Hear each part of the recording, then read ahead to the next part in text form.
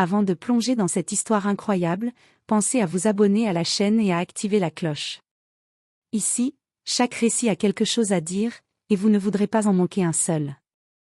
Votre femme est vivante, murmure la petite fille pauvre au millionnaire en larmes devant la tombe. Le ciel était couvert ce matin-là, et la pluie tombait doucement sur les tombes fraîchement creusées du cimetière de Westwood Hills, en Californie. Un vent léger faisait frissonner les cyprès alignés le long de l'allée principale, comme s'ils pleuraient eux aussi la disparition d'un être cher. Le parfum de la terre mouillée se mêlait à celui des lys blancs, disposés avec soin autour du cercueil encore à demi visible dans la terre sombre. Le prêtre venait de prononcer les derniers mots du rituel, mais son écho semblait se perdre dans le vide, absorbé par le silence solennel qui enveloppait la scène comme un voile de deuil. Nicholas Whitmore, magnate de l'immobilier, habitué à régner sur les tours d'acier et les salles de conseil, restait là, immobile, figé comme une statue. Son costume noir, taillé sur mesure, était détrempé, collé à sa peau. Ses yeux, d'ordinaire si vifs, semblaient éteints, noyés dans un chagrin profond qu'aucune fortune ne pouvait réparer. Les traits de son visage étaient tirés, comme si chaque muscle s'était figé au moment exact où son cœur s'était brisé. Il ne clignait presque pas des yeux, fixant la pierre tombale fraîchement gravée. Evelyn Grace Whitmore, 1984 à 2025. Lumière de mon âme, repos éternel. Autour de lui, la foule avait disparu. Les flashs des photographes s'étaient éteints, les murmures hypocrites des collègues du monde des affaires s'étaient dissipés, et les bras réconfortants, ceux qui l'avaient serré sans vraiment comprendre, s'étaient éloignés. Il ne restait rien. Rien que la pluie, le marbre, et un vide si vaste qu'il semblait avaler jusqu'au son de son souffle. Et pourtant, dans ce silence brisé seulement par le clapotis de la pluie, quelqu'un s'approchait. D'abord, il crut à une illusion. Mais non. Une petite silhouette s'avançait lentement sur le chemin de gravier, ses pas hésitants s'enfonçant dans la boue. Elle tenait une peluche trop vieille pour avoir encore du rembourrage. Son manteau, si on pouvait l'appeler ainsi, était en réalité un pull d'adulte aux manches retroussées. La robe qu'elle portait pendait à ses genoux maigres comme une nappe froissée. Ses cheveux bruns, emmêlés, étaient tirés en une queue de cheval retenue par un élastique bleu presque détendu. Mais ce qui frappa Nicholas, ce ne fut pas sa misère apparente. Ce ne fut pas non plus le fait qu'une enfant se tienne seule dans un cimetière désert. Non. C'était son regard. Direct. Franc. Sans peur.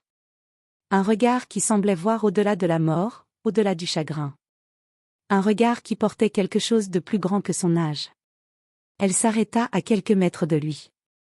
La pluie tombait encore, ruisselant sur son visage sale, sans qu'elle ne cligne des yeux. « Monsieur Whitmore » dit-elle d'une voix douce mais claire. Il sursauta légèrement. Sa voix, frêle mais sûre, perça la bulle de solitude dans laquelle il s'était enfermé. Il se retourna lentement, abasourdi de voir cet enfant ici, au milieu de la désolation. « Je suis désolé, petite » murmura-t-il d'une voix rauque. « Ce n'est pas un endroit pour une enfant. » Elle ne répondit pas tout de suite. Elle le regarda avec la gravité d'une personne bien plus âgée. Puis, sans un mot, elle s'approcha encore. Arrivée tout près, elle posa doucement sa peluche au sol, comme si elle préparait quelque chose d'important. Puis elle leva les yeux vers lui, le visage trempé, mais déterminé. « Votre femme n'est pas morte. Elle est vivante. » Nicholas fronça les sourcils, ses yeux s'écarquillant lentement. Un frisson remonta le long de sa nuque, glacé, violent, comme une vague de glace brisant la surface d'un lac endormi. Il se redressa lentement, les muscles tendus, son esprit vacillant entre le choc, l'incrédulité et une peur profonde, cette peur incontrôlable qu'on ressent quand quelque chose de fondamental est remis en cause. Était-ce une hallucination? Un jeu cruel? Une mauvaise blague montée par un esprit malade? Ou simplement le délire confus d'une enfant perdue? Il ouvrit la bouche pour lui dire de partir, d'arrêter, de cesser d'inventer ses histoires. Mais avant qu'un seul mot ne puisse franchir ses lèvres, la petite fille le devança d'un ton calme, presque solennel. « Elle m'a sauvé. Il y a 2 semaines. » Nicholas se figea. Elle vivait dans un vieil entrepôt près de la gare de Northridge. Elle était blessée. Elle avait du mal à marcher. Elle parlait peu, mais elle avait peur. Elle disait qu'on ne devait pas la retrouver. Qu'un homme voulait sa mort. Chaque mot tombait comme une pierre dans le silence. La pluie continuait à tomber, mais Nicolas ne la sentait plus. Il ne voyait plus rien autour de lui que cet enfant, au regard pénétrant, et ces paroles qui perçaient l'armure de son deuil. Elle m'a donné son collier, poursuivit Hope. Elle m'a dit, garde-le. Ne le montre à personne. Sauf si tu vois l'homme aux yeux tristes.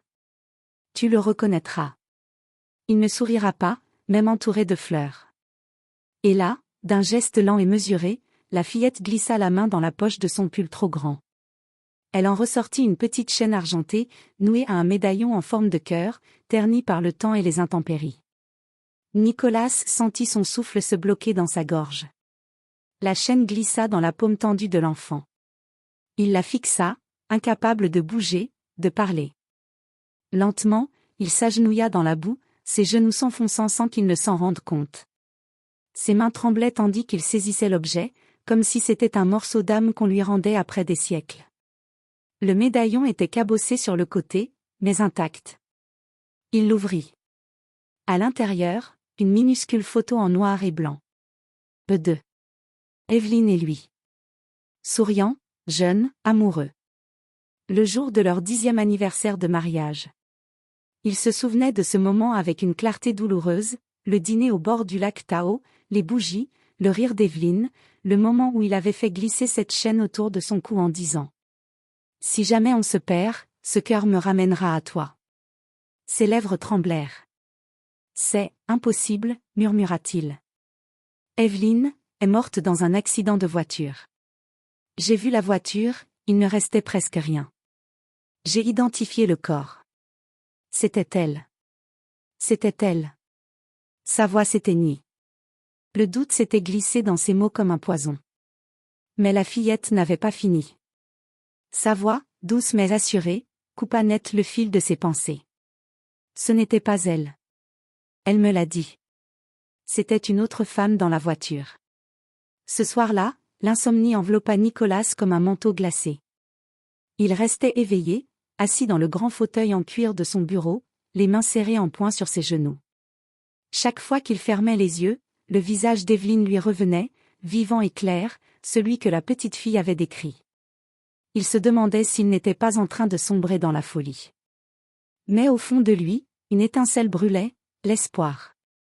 Un mince espoir qui lui interdisait de baisser les bras. Dès l'aube, il fit venir Jacques Ramsay, son détective privé de confiance. Ancien inspecteur au passé chargé, Jacques avait un regard perçant capable de sonder les âmes, un flair à toute épreuve, et une réputation d'homme tenace qui ne lâchait jamais prise. Nicolas lui exposa la situation, le ton ferme, sans laisser place au doute. « Jacques, je veux que tu ailles à Northridge. Fouille tous les entrepôts, les rues, les squats. Trouve cette petite fille, Hope. Et surtout, trouve ma femme. Quoi qu'il en coûte. » Jacques acquiesça d'un signe de tête, sortit immédiatement, plongeant dans la nuit qui s'effaçait doucement. Les jours suivants furent un supplice d'attente. Nicolas tournait en rond dans son immense maison, le téléphone toujours à portée de main, le cœur au bord de l'explosion. Puis, 2 jours plus tard, son téléphone vibra brusquement. Il décrocha, haletant. « Patron, c'est fou. » Jacques parlait avec une urgence qu'on ne lui connaissait pas. Une infirmière d'une clinique de fortune à Northridge a confirmé qu'une femme répondant à la description d'Evelyne est passée là-bas, il y a 2 semaines. Blessée, amnésique. Elle a été soignée à la va-vite, presque cachée. Et la petite fille, demanda Nicolas, le souffle coupé. Hope vit dans un foyer pour enfants. On l'a retrouvée, interrogée. Elle ne ment pas. Tout colle. Je te jure, patron, c'est réel. Le cœur battant la chamade, Nicolas prit la route sans attendre. Il roula des heures jusqu'à cet entrepôt délabré, caché dans une zone industrielle abandonnée, où le béton craquelait et les graffitis racontaient des histoires de désespoir. La porte, une vieille tôle rouillée, grinça quand il la poussa. L'air était lourd, chargé d'humidité et d'une odeur âcre de moisissure. Il avança prudemment, le cœur serré. Dans l'ombre, enveloppé dans des couvertures sales, il aperçut une silhouette frêle. Evelyne. Elle était là, amaigri, les traits tirés, marqués par la peur et la fatigue. Ses yeux, malgré tout, brillaient d'une lueur familière, d'une force silencieuse. Leurs regards se croisèrent, et soudain, le monde s'effaça autour d'eux. « Nick » murmura-t-elle d'une voix brisée mais douce. Il s'agenouilla devant elle, les larmes lui brouillant la vue. « Je t'ai cherché, tellement cherché. » Sans réfléchir, il la prit dans ses bras, pleurant comme un enfant, laissant échapper toute la douleur et la peur accumulée. Ils restèrent ainsi, à genoux sur le sol froid et dur de l'entrepôt, unis par un miracle inattendu. Dans les semaines qui suivirent la réunion miraculeuse entre Nicolas et Evelyn, les morceaux de vérité commencèrent à tomber, un à un, comme les dernières feuilles d'un arbre mort dont on découvre enfin les racines pourries. Evelyn, encore fragile, reprit doucement la parole, et à mesure que ses souvenirs revenaient, une toile sombre se dévoilait. Ce qu'elle avait découvert, quelques semaines avant sa prétendue « mort », dépassait tout ce qu'elle aurait pu imaginer. Derrière les murs lisses des tours Whitmore et Cole, derrière les poignées de main fermes et les sourires de ses collègues, se cachait un vaste réseau de corruption, de blanchiment d'argent, de détournement de fonds et de contrats frauduleux, un système qui enrichissait illégalement les associés de Nicolas depuis des années. Elle était tombée sur les preuves par hasard, en consultant les documents financiers d'un projet immobilier à l'étranger. Elle avait hésité, douté, puis décidé d'en parler à Nicolas. Mais avant qu'elle ne puisse le faire, il l'avait su. Et ils avaient réagi plus vite qu'elle ne l'aurait cru. Le jour de l'accident, Evelyn avait été piégée. Une femme lui ressemblant avait été placée dans son véhicule, maquillée, habillée comme elle, et envoyée droit vers la mort. Evelyn, elle, avait été agressée, blessée, et abandonnée en périphérie de la ville, laissée pour morte. Mais elle avait survécu. Avec un instinct de survie presque animal, elle s'était enfuie dans les rues, fuyant ses poursuivants, se cachant dans les souterrains, les chantiers abandonnés, les bâtiments déserts. Elle n'avait plus de nom, plus de papier, plus de voix. Le monde entier la croyait morte. Jusqu'à ce qu'elle croise Hope. Cette petite fille errante, elle aussi invisible aux yeux du monde, vivait dans l'ombre des grandes villes. C'est elle qui l'avait trouvée un soir, allongée derrière un conteneur, tremblante et inconsciente. Hope n'avait pas fui. Elle l'avait couverte d'un vieux manteau volé dans une benne. Et pendant des jours, elle avait partagé avec elle ses maigres repas, l'avait aidée à marcher, protégée de la rue et du froid. Evelyn, reconnaissante, avait tout fait pour lui laisser un message, ce collier, et les mots énigmatiques destinés à Nicolas. Lorsque la vérité éclata au grand jour, un véritable séisme médiatique secoua la haute société californienne. Des enquêtes furent ouvertes. Des perquisitions eurent lieu dans les bureaux de Whitmore et Cole. 2 associés furent arrêtés, un 3e tenta de fuir le pays. Nicolas, bouleversé, coopéra entièrement avec les autorités, bien décidé à nettoyer son nom et à tourner définitivement la page. Mais au milieu de cette tourmente, un rayon de lumière persistait, Hope. Nicolas et Evelyn l'avaient prise sous leur toit dès les premiers jours. Mais très vite, ce fut plus qu'un simple acte de gratitude. Cet enfant, vive, lucide, rempli de compassion malgré son passé de douleur, avait tissé entre eux un nouveau lien, solide, indestructible. Elle avait réveillé chez Nicolas un amour qu'il ne soupçonnait même pas être capable d'offrir, celui d'un père. Quelques mois plus tard, ils lancèrent la procédure d'adoption. Le jour de l'audience, Evelyn portait une robe blanche simple, les cheveux relevés. Hope, quant à elle, était vêtue d'une robe bleu ciel, offerte par Nicolas, avec une petite broche en forme de cœur qu'il lui avait fait faire, identique au médaillon qu'elle avait autrefois protégé. Devant les journalistes rassemblés à la sortie du tribunal, Evelyn prit la parole, la voix claire et les yeux brillants. « Cet enfant ne m'a pas seulement sauvée. Elle a aussi sauvé mon mari, en lui rendant la foi, et m'a rendu à la vie. Ce n'est pas une enfant pauvre. C'est un ange qu'on a ignoré trop longtemps. » La foule fut émue. Les caméras filmèrent la scène où Hope, timidement, glissa sa main dans celle d'Evelyn, puis dans celle de Nicolas, formant cette nouvelle famille née du chaos et du miracle. Nicolas, de son côté, annonça peu après son retrait définitif des affaires. Il vendit sa part dans l'entreprise, se libérant de tout lien avec un monde dans lequel il ne se reconnaissait plus. Il fonda la fondation Hope Whitmore, un organisme entièrement dédié aux enfants sans abri, aux orphelins, et aux jeunes invisibles vivant dans les marges de la société. Il y consacra sa fortune, son temps, son énergie. On le vit sur le terrain, dans les rues, visitant les foyers, serrant la main de ceux qu'on évitait d'habitude. Et à chaque interview, à chaque conférence, il répétait. Une petite fille, sans nom ni maison, m'a redonné l'amour, la vérité, et ma femme. Je n'ai plus besoin de richesse. Seulement d'honorer ce miracle. Des années plus tard, Hope Whitmore, devenue une jeune femme élégante, rayonnante et assurée, se tenait sur la scène d'un grand amphithéâtre à Genève, lors d'une conférence mondiale sur la pauvreté infantile. Devant elle, des chefs d'État, des philanthropes, des dirigeants d'ONG, mais aussi des enfants venus de divers coins du monde. Des caméras retransmettaient l'événement en direct. Vêtue d'un tailleur sobre aux couleurs de la fondation qu'elle dirigeait désormais, Hope prit la parole avec une voix calme mais ferme, teintée d'une émotion sincère. Quand j'étais petite, dit-elle, j'avais faim. Froid. Personne ne me regardait. On passait devant moi comme si je n'existais pas. On m'a dit que je ne valais rien. Que ma vie ne changerait jamais. Elle marqua une pause, balayant l'auditoire du regard. Un silence respectueux s'installa.